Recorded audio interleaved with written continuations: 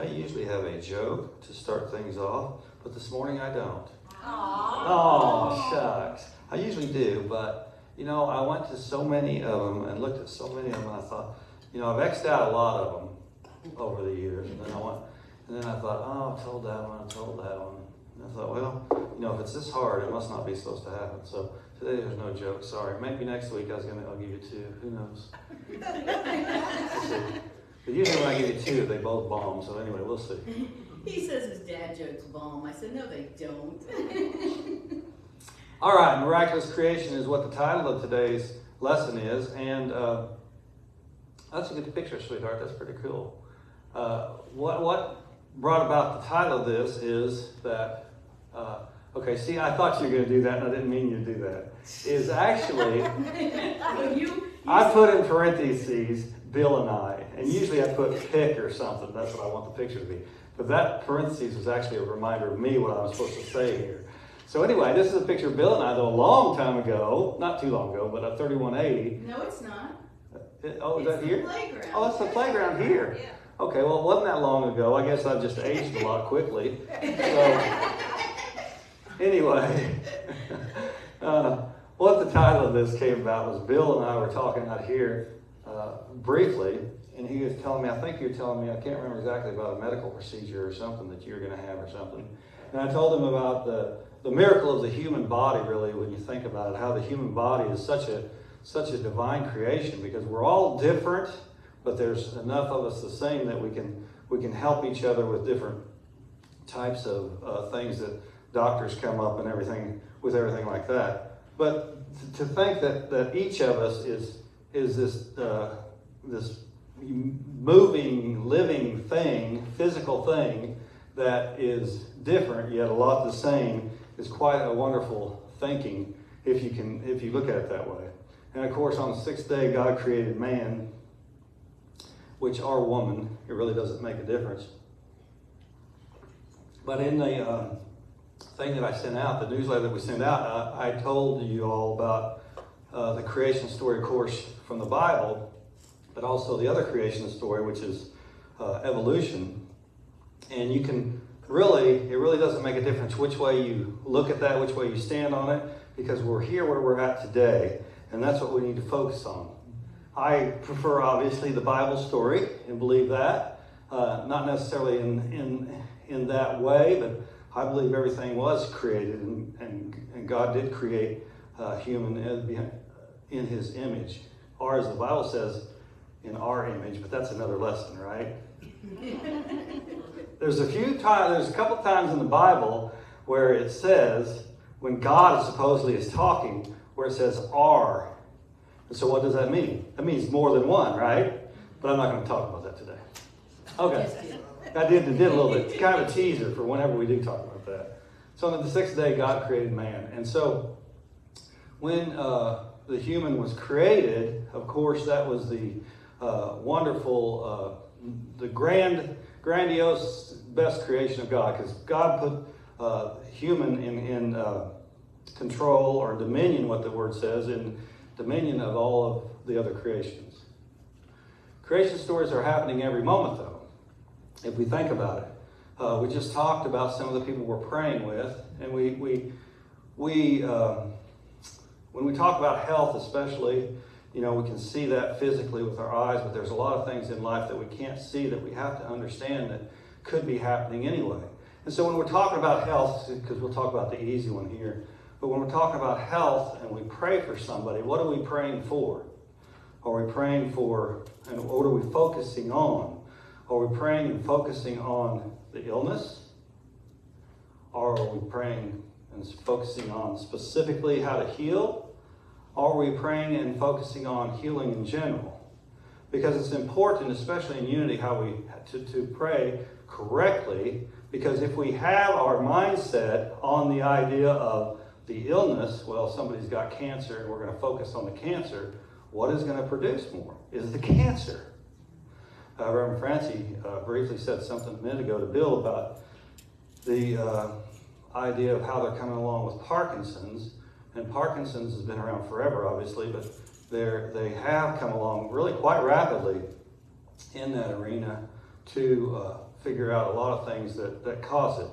And the idea now that they have this marker that they've identified that is with Parkinson's can help you find out not only if you're susceptible to it, strongly susceptible to it, but also how to change that in a way that we can prevent it from happening.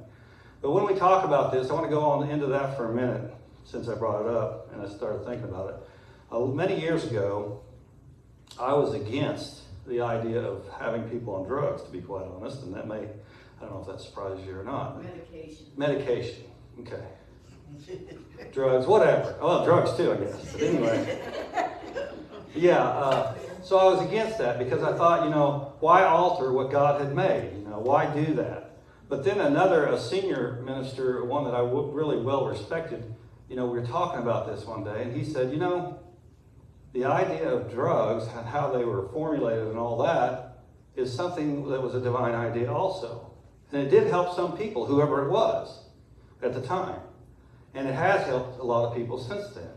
And if you look at it that way, you can understand that, the divine idea of a drug that is helping someone that the human body is not producing, because as you know, as I've learned, as we age, our body produces different things now. And that isn't producing some other things, I used to be real thin. My body isn't real thin anymore. And I seem to be doing as much exertion as I have in the past, but either evidently not or else something, is going on that's different. Now, that's not to say I'm going to use drugs to change it, but I'm saying that our body changes its production of different things at different times in life. And so when we think about that and we think about creation and how we're praying for somebody to heal, what are we going to focus on is important. And I brought this up before, and I'll bring it up again probably, but, in the, if I remember right, the late 70s, I'm not sure on the date, is the first one, Unity Worldwide, the headquarters, had a study done by people that were going to go in and have some medical procedure in the hospitals. And they did it quite wide-ranging, and they asked Unity people mainly, but they asked all sorts of people, can we help you by praying with you in a positive way for your healing and for the good result of this procedure that you're going to have? And they had great results. I mean, in the 90 percentile results, good results out of people that had those procedures. Well, in early 2000s, Harvard University, and I think it was even Bill Gates or somebody was a well-to-do person was wanting to have this study done again, and they invited Unity to do it, and it was great. But they put some caveats on us. They said, this time what you need to do is go in there and not explain anything, but ask somebody that's going to have a procedure can we pray for you? Well, that's what we did, and we had pretty lousy results, actually. We had about 50-50 results on that, whether the results of the procedure were better, were good, or not as good.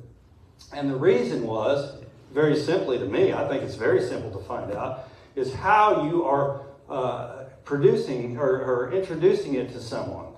If I come to you in a hospital bed, and I say, can we pray for you? I mean, what is this, the last rites? I'm thinking, what is this, the last rites, or what's going on here? Wouldn't you think that if someone that you didn't know comes to you and you're going to have a medical procedure and says, can I pray for you? I mean, they've seen a chart or something. What's going on here? But if you come to them and say, well, we want to pray for you in a positive way so we can lift up the doctors, the nurses, everybody involved in this, to have a positive result. It can put you, the patient, at ease going into something that is traumatic for your body, right? So it's a lot different. It depends on how we're looking at something. So a miraculous creation, the word miracle is subjective to what you believe a miracle is, right? A lot of people would look at an airplane right now and say, oh, that's been going on for years. We've been raised with airplanes all our life. But to those who were around when the airplane was invented, it was a miracle, wasn't it? So you have to look at things a little bit with an open mind to understand that Now, that doesn't mean you need to go crazy with things, but you have to look at things with an open mind to understand what a miracle is and how miraculous we are as a creation of God. Excuse me. And are you open to the miracle that you are? That ends up being the question. I think we've, being a minister, you go through that a lot. You see a lot of people that are having medical procedures and whatever, and sometimes end-of-life procedures, things that are happening. And it's amazing to see the different types of perspectives that the patient, if you will, is going through. Some of them are open to the idea that whatever is best is going to happen. And, we have to consider that too sometimes. When a loved one is going through a medical procedure, it may not go the way we wanted it to, and they make their transition to another form of spirit, then sometimes we think, well, I'm so sad because, they died. And yet when we think about it honestly and look at it and say, well, was that the best for them as far as the physical beingness? And it could have been the best thing for them to go on to another form of existence. So we have to be open to all that stuff. And are we open to the miracle that we are? Because if we're open from a personal sense, if we're the patient, and if we're open to the miracle that we are, then we know that the best is going to come from us, whether that's a healing physical-wise or a healing physical-wise going to another form of living. Are y'all with me? Yep. Good. And this is what Charles Fillmore says about a miracle in the Revealing Word. An event or effect in the physical world beyond or out of the ordinary course of things, deviating from the known laws of nature or transcending our knowledge of these laws. This is Webster's definition, which is pretty straightforward. In reality, though, this is what Fillmore says, miracles are events that take place as a result of the operation of a higher, unknown law. All true action is governed by law. Nothing just happens. All happenings are the result of cause and can be explained under the law of cause and effect. And I talked about cause and effect a couple of weeks ago. And if you'll remember, the cause of something is the cause and effect. If you are aware of divine law, then you can work from that instead of just physical law, and know that it's that how to work that law into your life, which is really the law that we should understand more than the physical laws anyway, because we can live by them in a spiritual manner a lot easier than we can in the physical. Magic is fun, and we can talk about how exciting it is. Isn't that true? How many people have been to a magic show? Or seen magic on television or something. We've all probably seen that. And it is kind of cool. I saw the other day, I don't know if it was on the internet or what. It was on the internet, I think. She was on, what's that, AGT? American Got Talent. Yeah, that's what it's called. So she was on that. She was a magician, really, but she kept changing outfits. Did you see that one? I didn't. I just saw it the other day. She kept lifting up things, changing outfits. It was really funny. And the panel was really excited and amazed by it, and it was cool and it was fun to watch. But when we look at that and we don't understand what's happening, we can have fun with it and talk about it, can't we? Because everybody likes to do that.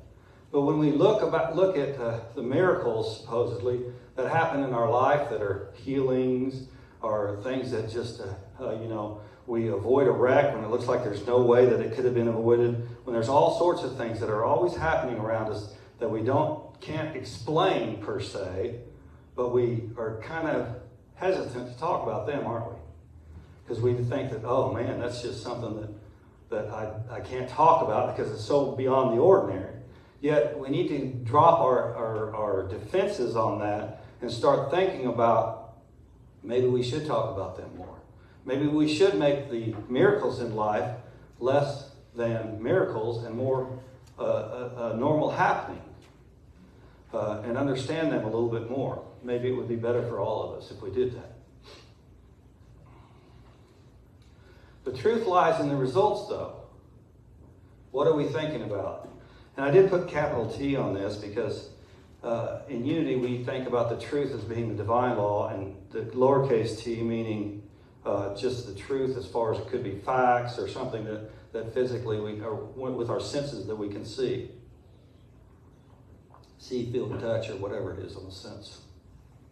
But as we look at the results, we have to understand what we're doing. We have to kind of look at it and figure out, well, what did I do to get these results? And then, if you're not getting the results you want, what should you do? You should change what you're doing, right? If I don't lose, the weight I talked about a minute ago, then I need to change what I'm doing, don't I? If I want to lose the weight. That's kind of a physical sense. But the same cause and effect happens in the spiritual sense. If I'm not getting the blessings that I want in life, then what am I doing that I can change that can make the result different? So, like if you've got a prayer practice in the morning when you get up, that's great. See how that helps your day or not helps your day, but it will help your day if you're praying in a positive form in the way that we're taught to do. But if we've got those results, the good results from that, and we're not seeing the bigger results that we want, then maybe we need to shift and do something a little bit different. Maybe have a prayer time in the morning and in the afternoon. I don't know. It's like the health idea. Each of us is an individual, and we can all either heal or not heal. And we can all either grow in spirit or not grow in spirit. So it's up to us, and the truth, the divinity in us shows up in the results. And we do have to change sometimes. It's not because we're not growing spiritually. It's because it could be because you've reached a plateau in your spiritual unfoldment, and you have to change to go to the next plateau. Do you follow me? Every business, and I talk about this sometimes. Every business in the world ever, unless it's a different, in Western society, every free society that is a business will, if it's a successful business, will grow at a point, and then at some point it will plateau. And if they don't reinvent themselves or not, they will go down. Believe it or not. It's just a fact of business. And so if you don't reinvent or add something to what you're doing to continue to the growth cycle, you're going to plateau or go down. And so it's no different with us in life. We have to reinvent some things. We have to be open to the idea of things. The idea of regeneration is not a generally accepted idea yet. It's in the Bible. Jesus talked about it, and yet we don't accept it because it's so out of the ordinary. So we have to look at what we're open to accept or not. And we have to be more open as we grow spiritually to grow to another plateau. I heard this story the other day maybe you did too, about a decorated war veteran. He was a Green Beret, and he had a car accident and went off of the road and hit a tree, and he was rushed to the VA hospital, and they tried to revive him, and usually they don't try that long, as long as they did, but they did go on for more than 3 hours because of the fact that he was a decorated Green Beret, and they wanted to try to save him. He was only 56, I think, at the time. I have the wrong picture. Oh, that's all right. It's been a while back. Anyway, they kept him going try to revive him for that long, but he was without oxygen for 25 minutes to his brain. And so after those 3.5 hours, they told the family that he was brain dead and that he wasn't going to recover. And so they were keeping him on life support while the family was gathering, and the doctors said, well, you can go ahead and talk to him, and maybe he can still hear you and understand that as he moves on. And so they were talking to him and praying with him, and it was getting later, and the doctors were, getting ready to pull the plug, as they say. And a cousin from San Diego was had their flight delayed, so they couldn't get in there. And so they decided to keep him on until the cousin got there, which was going to be the next morning. Well, he went on through the night, and the granddaughter that was telling this story said that during the night, she was holding his hand and felt him squeeze her hand. And so she thought, well, what's going on here? So she contacted a nurse, and the nurse said, well, those are normal spasms. As the body's winding down its life cycle, it'll have spasms. And so a little bit later, the squeezes got more and more. And so the doctors and nurses got concerned, and they put him back on some machines to check some things. And he had come back to miraculously, supposedly. And so he ended up coming back, and the cousin got there, and after about 3 or 4 hours of squeezing, he was able to get a pencil and write, and he wrote Energizer Bunny, because he couldn't talk. But anyway, the point of the story is that these things sometimes happen that we can't explain, and even though the medical community or whoever may say, well, this is what normally happens, and this is what has happened here, so he's brain dead, and we're going to pull the plugs on his vitals here in a little while. You can keep the high watch, if you will, and know that no matter what, the spirit is going to be there, but know that the physical body can do amazing, miraculous things. But if we think that it can't, if we just take whoever's saying something in a, not necessarily a negative way, but in a way that isn't as positive, it can change. We have to change it, though. We can't stand by and say, okay, well, that's the death sentence, that's it. What if the cousin would not have missed that plane? What would have happened then? They would have pulled the plug, right? And he probably would have died. But the cousin was late, and so all these things transpired to a point where you can say, wow, this is something that is a miracle, but it doesn't have to be. We can all look at things and understand that things happen for a reason. And when we were thinking from our Christ self, from the way Jesus taught us to do, then we can maybe go ahead and learn a little bit more about how things can happen.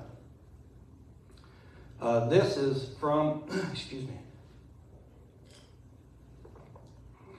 This is from the Real and Word again, Charles Fillmore, and it's more on miracles. And it says, mighty things have been wrought in the past by those who had mere blind faith to guide them. To faith, we now add understanding of the law, and our achievements will be a fulfillment of the promise of Jesus when he said, he that believeth on me, the works that I do shall he do also, and greater works than these shall he do. And that, everybody knows that quote, or at least most people do that are familiar with the Bible, but it's still lost in the weeds a lot. We don't remember that, for whatever reason, that these things and greater we shall do. And personally, I think the reason he said that is because he knew that the human condition is going to continue to grow. Obviously, right now, we don't live in Jesus Christ's times, but the same can be said from our understanding right here and now. We continue to grow in our understanding of spirituality, and as we do, hopefully, we'll grow and write a New Testament. And that scares some people, especially in Christianity, doesn't it? Because that means, well, what about Jesus? Or what about whatever? Well, Jesus said to do it. Jesus wasn't a fool. Jesus was the one that included his Jewish people and the Gentiles to everybody, which included everybody at that point, essentially. And so he knew that he was going to continue to grow. Believe it or not, no matter what you hear, Christianity is still the most popular religion in the world. And as Christians, if we think we're Christians, then we need to understand that we have to continue to grow. We're not here to look back 2,000 years ago and stay stuck there. We're here to look back 2,000 years ago and beyond in the Old and New Testament to learn how we're going to apply that today and grow and write our New Testament. Not to be scared of saying that we're okay with just lying down as it was, as it used to be. Because we don't even live in those times anymore. Although, as I've said numerous times, the Bible has every human condition that you'll ever experience. There's a story for it in the Bible. Excuse me. So, let's continue. Oh, I had this other story I wanted to tell you about. This lady was diagnosed with a late-stage cancer diagnosis, and I'm having health stories today for some reason. But anyway, she was diagnosed with a late-stage cancer diagnosis, and she decided to agree with the doctors and go very aggressive on her treatment. She had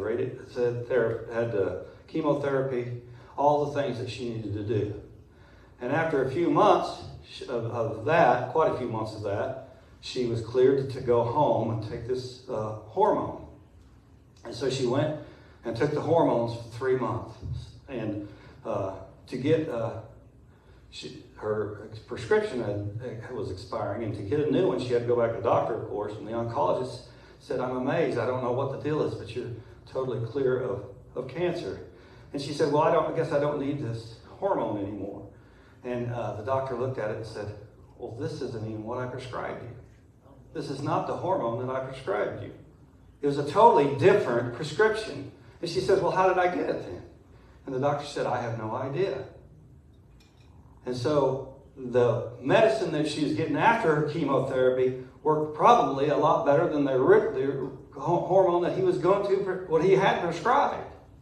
It wasn't anywhere in her medical records that she was supposed to take that, but she was taking it ever since she got done with her chemotherapy.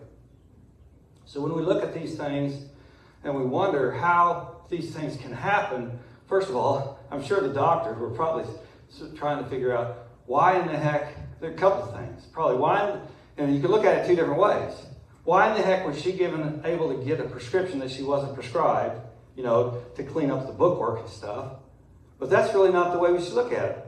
How we should look at it is, how did this medicine, whatever she was getting that she wasn't prescribed, was helping her, and how can it help other people? Maybe we look at things differently, and we can see things differently. Do you follow me? Yes. If we look at people and say, well, they're from wherever, Timbuktu, that's an old saying, they're from Timbuktu, so I can't like them, right? Then we got to learn how Timbuktu may not be a bad place. And the people from there definitely aren't. So as we go on in our understanding of our spiritual unfoldment, we have to be open to all these things that are not necessarily something that we have learned in the past. Working in accounting, I've helped many people with their, and myself a lot too, with their taxes. And taxes are so funny. I was telling Jim this the other day, that taxes are so funny because all the tax laws were written essentially by Congress, but they weren't, when it comes into IRC, which is Internal Revenue Code, which is actually what they're reading to figure out the law, is it sometimes gets diverted, if you will. I'll say it that way easily. Diverted into something, meaning something else for people who are reading it. Well, once I was, I think it was in seminary, we had this assignment to look up things, or it might have been in a graduate school, I don't remember. But anyway, we had this assignment to look up some IRCs and find out what internal revenue codes and find out why they are the way they are. Well, I looked up this one and I traced it back to where the law that the Congress had written was for that IRC. And so I looked up who the sponsors were on that law and called up one of them that was retired, and he said, "I can't believe you're calling me about this." He said, "Because that IRC was written and is read almost totally opposite of what we meant for that law to be." And so sometimes things, even if we're talking, I may be talking gobbledygook to you today, who knows? But, you know, sometimes when we're trying to explain something, sometimes when we're trying to do something, it comes out all mixed up. And if it's, like in this case, if it's a law, then it can hurt a lot of people down the road. And so the people that I've helped on taxes in particular, usually they're surprised about how we can make it to where they usually owe less taxes, but also the way we look at it. And I've had this conversation with some instructors too, and you know they're kind of different because the IRS, the agents, and to no fault of their own, are taught to read the code to bring in money, right? And we're, as far as accountants should be taught, and they're not always taught this, but they should be taught a way to get their clients to save money, right? Right. And so those two would clash, right? And so sometimes you have to look at things, or it depends on how you're looking at things. So when you're looking at these IRCs or whatever it is in life, and you're looking at them from a positive sense, I can guarantee you, first of all, that no legislator is going to be able to pass a law, because they have to have other people agree with them, that's going to be negative, you know, on the front, on the face of it. So you have to understand that the original intent of something is more, you can look at it and say more than likely is good. So if you look at life from that perspective, that more than likely the original intent of somebody's actions or words is good, but it can't be mixed up. So it depends on how you look at things and how you're going to view things and to what you're going to get out of life.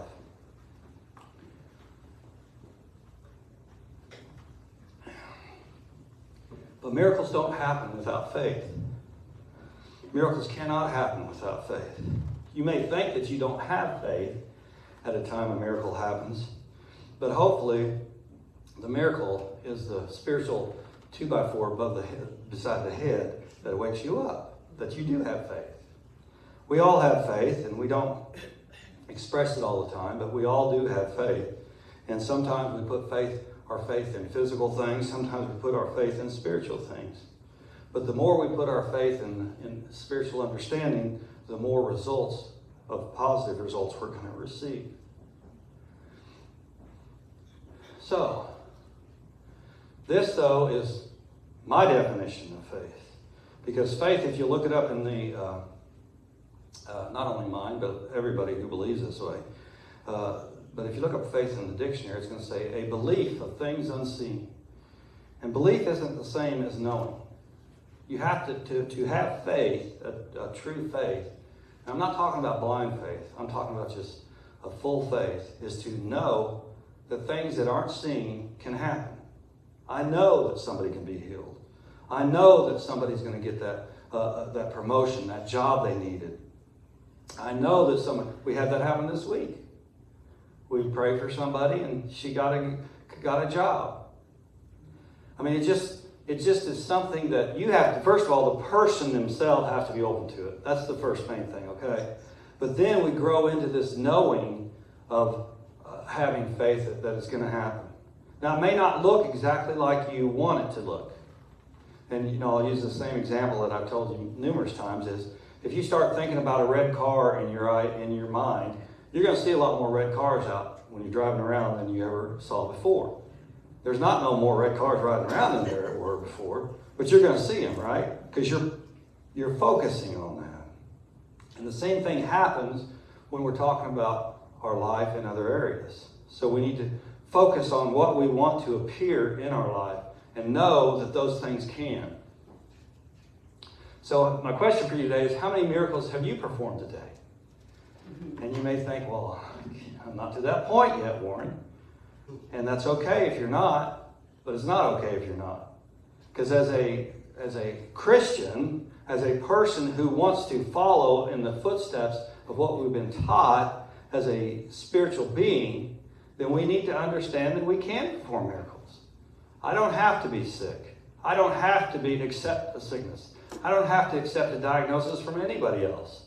Because I and God are more powerful than what? Anything here, right? If you put God in your life, then you can't be stopped. So when I ask the question, how many miracles have you performed today? Say 2 or 3. I've only been up 5 minutes. Okay.